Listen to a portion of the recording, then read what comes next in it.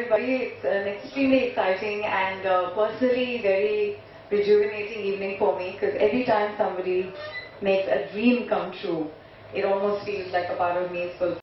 I met the author of the book this evening that we're about to launch, Kapil Pathare, for a biking event, which was actually going to do a lot of good for women's livelihoods. I get to know the man is a passionate biker, a lovely traveler, and happened to give away sewing machines for women's future and their livelihoods. I was very touched.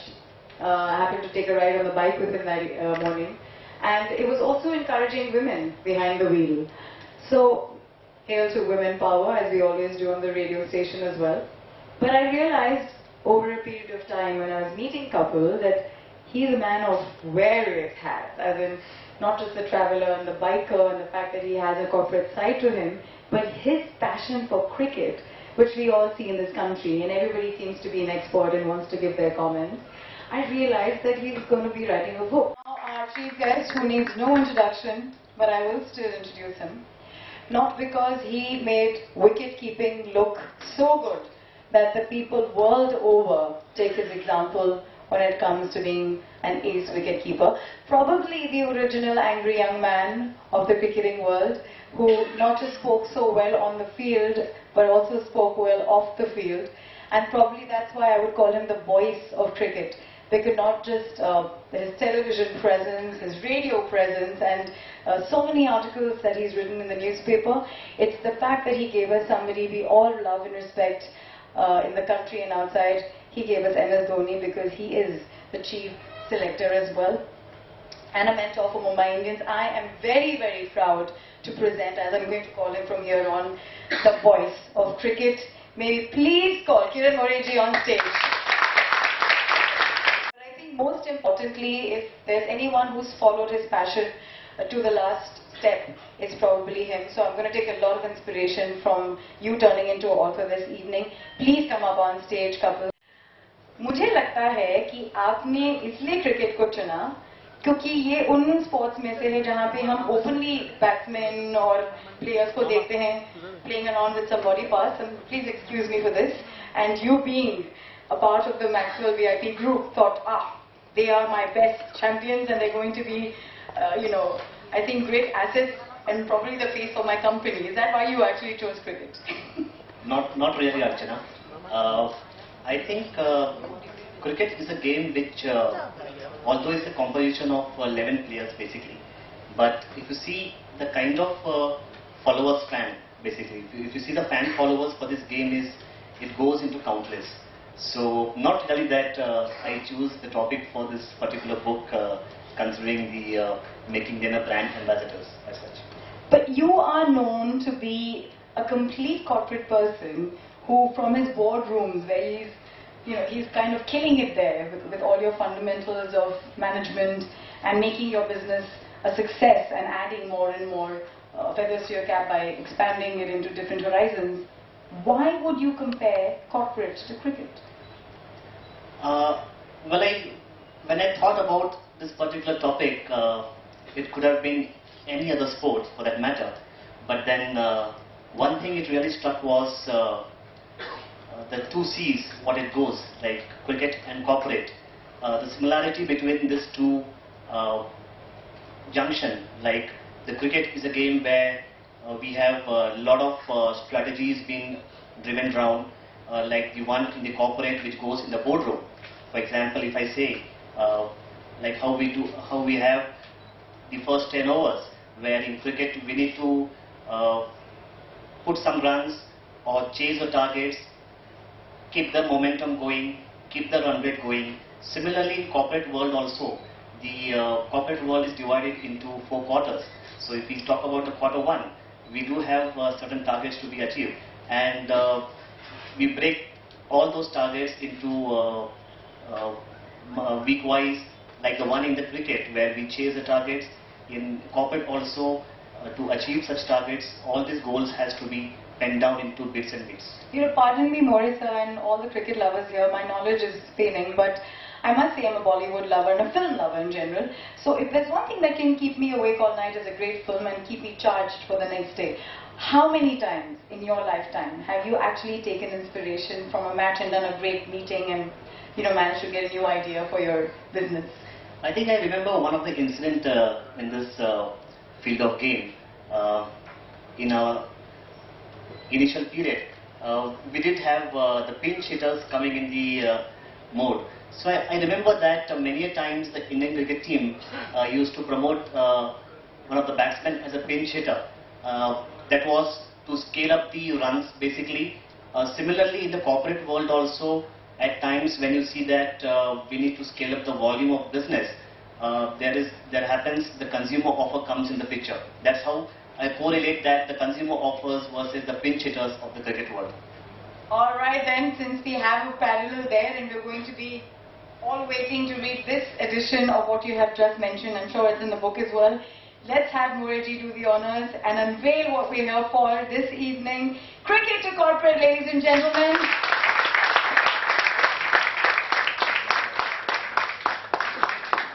Congratulations, Kapil Pathare, another dream fulfilled.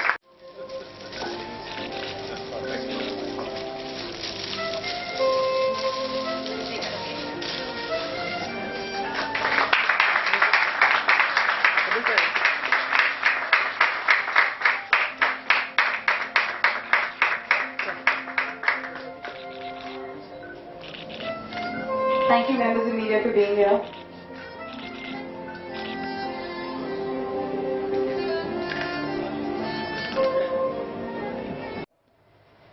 Good evening, ladies and gentlemen. Let me congratulate Kapil. I think it's a fantastic idea, Kapil, what you come about. I was just going through the book the last 2 days, and when you compare cricket and the corporate world, it is, when I can say that the wicket-keeper is auditor, you know, and the batsman, you can say the marketing guy, you know, and the captain, you have the CEO, and the chairman is a coach.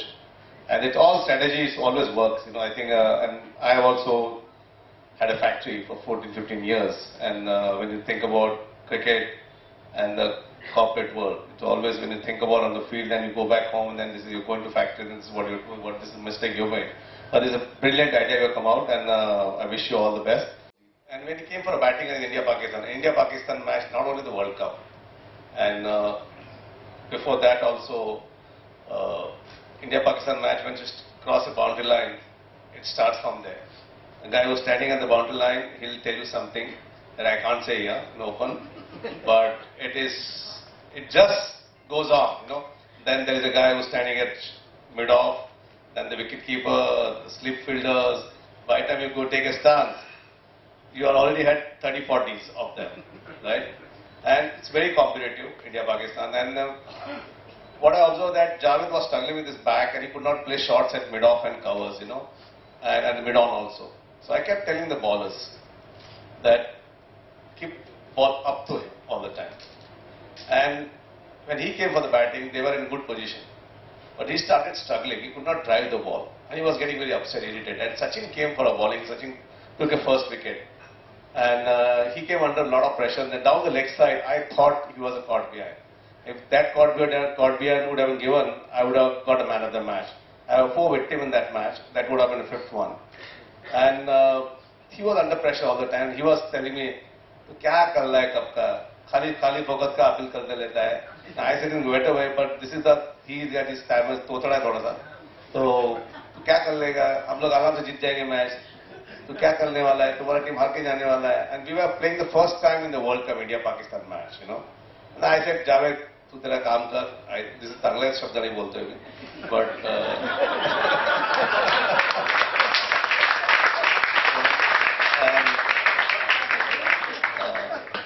so he was batting all the time, and there was things, and the whole Indian team was after 2 batsmen. Imagine the 2 batsmen, and they were also giving us back. And we were giving them. And the worst part is the umpire had no clue what we were talking. The English umpires were there. So they had no clue what we were talking. So they were very smart. And wicket-keepers are always smart. They're the street smart guys. And they can become a top wicket-keepers in the world then. So I had all those tricks going on. But coming back to the incident that Javed was struggling then. And he was getting impatient. And he started swearing a lot. And again, Amir was giving a lot of things from us. You know. But after that appeal of Sachin, and there was one more appeal of run out. And I jumped and flicked the stumps and bells, and I appealed again. So वापस ही से तू क्या कर रहा है? मैं out नहीं होने वाला, मैं जीतने वाला है. तेरे को जो करना है कर ले, you know. So Javed, so I also gave him lot, you know, and then he started imitating me, and that become, you know, since last 25 years, every World Cup has been shown, and never thought that will become one of the top stories of the world cricket, you know, and the World Cup special. And every time I see a World Cup comes, there's a lot of phone call comes to me. There are a lot of media, they use that, you know, clippings. And Javed, tell you the fact, is one of the greatest cricketers in the Pakistan ever produced, you know. He's a very dear friend of mine. I went to have a dinner with him in Pakistan, and we had a great night till 4 o'clock in the morning, and I spoke about this incident also. And India-Pakistan match on field is always tough. We always give 110%, you know, and it's like a war, you know. But off the field, we are the best friends, India-Pakistan cricketers. And then the man you selected for the nation became the best wicket-keeper after you, Dhoni. Would you please throw light upon how does it feel to be at the centre there and have so much pressure on you? Wicket-keeping is one of the, a lot of people say that is a thankless job. But I feel it's, in the book also, in cricket book also, they say it's a thankless job. Because why they say thankless job is like you keep the wickets for a whole day and you're taken 4 catches. In the last over, you drop 1 catch. The media, the public, they remember the last catch, which you have dropped. You don't remember the 4 catches you have taken. So it's one of the toughest, I feel it's a, not thankless, it's the toughest job. And it's a big challenge. And because every ball comes to you, every ball you're watching. You know, and wicket-keeper, if you're not watching the ball, is going to struggle. And the whole, what happens is a key figure, it's the heart of the cricket match. If wicket-keeper struggles, the whole team comes down, you know. But I really enjoyed Rachna keeping wickets. It was my passion, and every day it was a challenge for me. And any wicket-keeper, upcoming wicket-keepers, they have to have passion to be wicket-keeper. Otherwise, you can be a bit of a wicket-keeper, a bit of a batsman. But if you are a best wicket-keeper in the team, your team is always on the top. And that's why we see why India has done well last 10 years, or 7 years, or 12 years. Since when you mentioned about pinch hitter, that we were looking for a pinch hitter. And we used to use Sinha as a pinch hitter. You remember that? And we were looking for a wicket-keeper batsman who can bat at number 6 or 7. And Rahul Dravid had played 75 ODIs for India keeping wickets. And we were, when I was a chairman selection, we were desperately looking for, say, I'm chairman, wicket-keeper chairman. I can't find a wicket-keepers, you know. So we found Dhoni, we found Dinesh Karthik, Kapil Pathare, and suddenly we had 3 wicket-keepers. And Dhoni took the cake and never looked back, got 2 World Cup for us. And what a wicket-keeper all-rounder we have, you know. And now he's India's captain in the last 7 to 8 years. So I think wicket-keeping is very challenging. And if you see the world top teams, the wicket-keeper is good, the team is the best team in the world. See, Adam Gilchrist, Ian Haley, you know, they were the best. So that's why even the South Africa, Mark Boucher, that's why they remain top on the top of the world cricket. So I think with what you said about the one incident with yourself and Javed Miadad, what I could learn from it right now was at times certain strategies, whatever happened in the field of game, certain strategies can also win over the competition. So, you know, that's what I could correlate, that in the corporate world also, if we have some kind of strategies worked on, if we can have the plan strategized, and those plan, if we take it to the execution level, then I think definitely the win over the competition will be on a very higher scale. Absolutely, we always have a plan A, plan B for a batsman. Suppose Kapil is a batsman, so we have plan A. So if it doesn't work, we have plan B, we have plan C. We keep trying to get him out. So if you don't try and we don't think about it, I think you cannot be successful. You know? So you have to keep trying. It's like a corporate world also. You fail one, so first sample, second sample, you know, third sample. You have to keep trying, and you have to come out with the best samples. You know? So one more incident I just want to correlate here is the same 96 World Cup. just after the India-Pakistan match. It was the India-Australia match, which was also one of the important match for India. And I think I could remember that you had come on number 7 or number 8, some kind of, and you hit 2 consecutive boundaries to Tom Moody, I guess. So was it that time the strategical plan to that you have to definitely hit it on the leg side, because those 2 balls were disappeared at the same spot?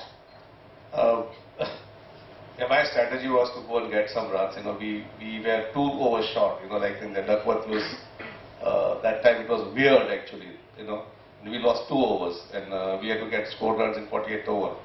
And we had a great partnership, our team. And Azhar got 97, Sanjay was batting, and we had about 3 to 4 run-outs in that match. And I tried those 2 shots. There was only one fielder, Dean Jones, on the leg side. So I thought I'm good at legs. Mostly Indian players are good at legs, So from outside the off stump, I flicked, 2 balls, and that went for the boundary. And I thought third one also, because he didn't move that fielder. He had only one fielder. He didn't move anywhere of the fielder. So I thought he'll bowl again one more outside the off stump. And he bowled that ball in middle stump actually. And the worst part, what I did, earlier 2 balls I flicked. The third ball I tried to play that reverse sweep. That Dilshan shot, like a scoop shot. Just like a sweep shot. And that's what a mistake I made. And I was wrong. But still, we had won the match.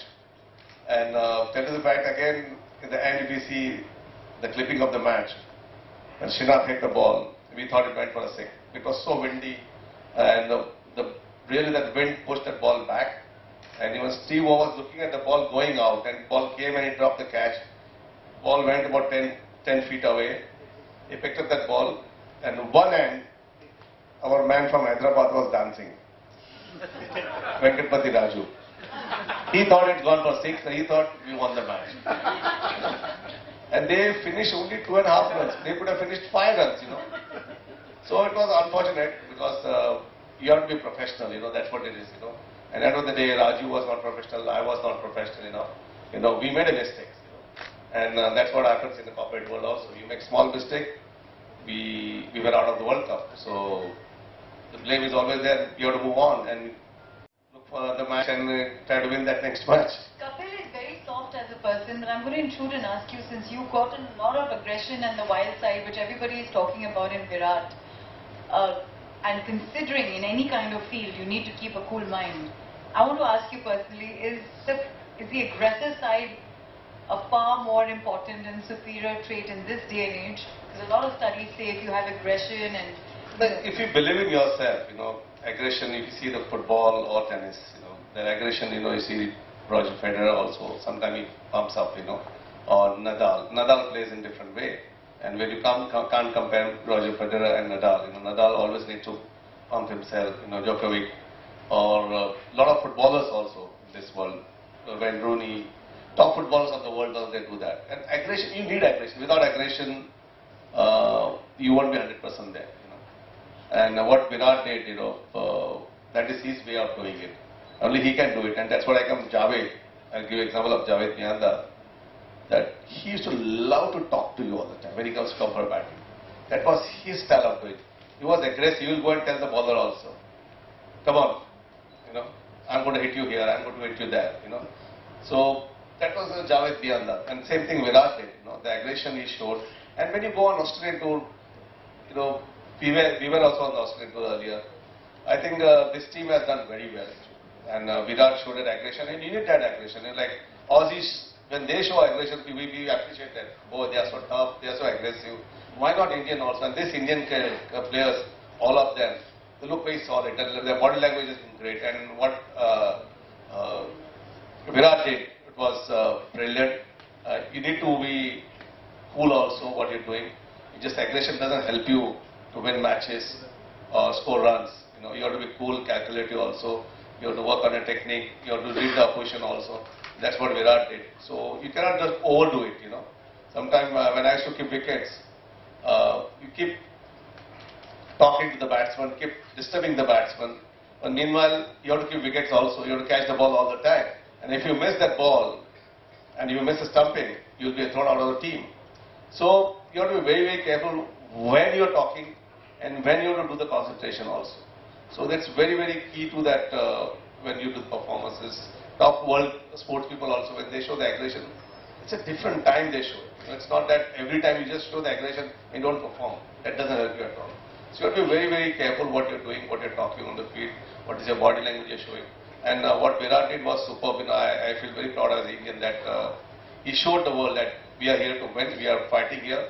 And they've got a great cricket, I'm telling you. I think overall if you see the test match, analyze the 4 test matches, I'm with the Indian team, We were a little lack of top-colored spinners. If we had our time spinners in this team, we would have won this 4 test matches, 4-0. I think along with you, even I am also the Indian team. And today on occasion of the World Cup coming, I wish them that just go on, strategize your plan and execute the plan at the right time. Forget about the tomorrow. Let's be in the present. Let's play innings to innings. Let's play quarter to quarter. Achieve the quarter targets, and then I could see that the cup could not be so far. It could be a bit nearby. And even today, on part of this occasion, I do support the Indian cricket team wearing this blue color shirt.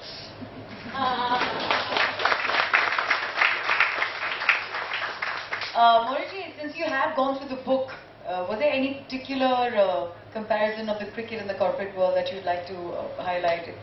There are quite a lot actually. Like I was going through it, I said every time when he mentioned a lot of things, I said, oh, this is it, this is it, So I think when you compare, I think it's good for the cricketers actually, and especially the guys who are playing the Uttam team, the part of Uttam. This book should be given to them. It will help them also, and because now the cricket has gone to a different level. And our time, we used to have only one manager who used to do the coach, part of the coach. He was our doctor, he was our physio, he was a travel guy for us, and we had nobody in our time. Now you have a physio, you have a trainer, you have a masseur, you have a travel logistic guy, you have a manager, you have a team manager, and then plus you have a psychologist, So all the stuff is there now, and especially at National Cricket Academy, all these classes on the leadership quality, everything has been conducted there. So I think this book will definitely help the cricketers. It's a good example. And now for cricketers, a lot of avenues now is opened up.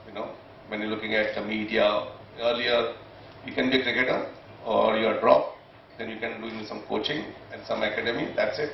Now you can become a commentator, you can become a journalist, you can become a a consultant to the companies. There are a lot of avenues which is open now. You can do law in sports.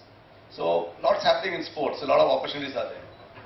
Earlier there was nothing much, So I remember the West Indies tour, 1983.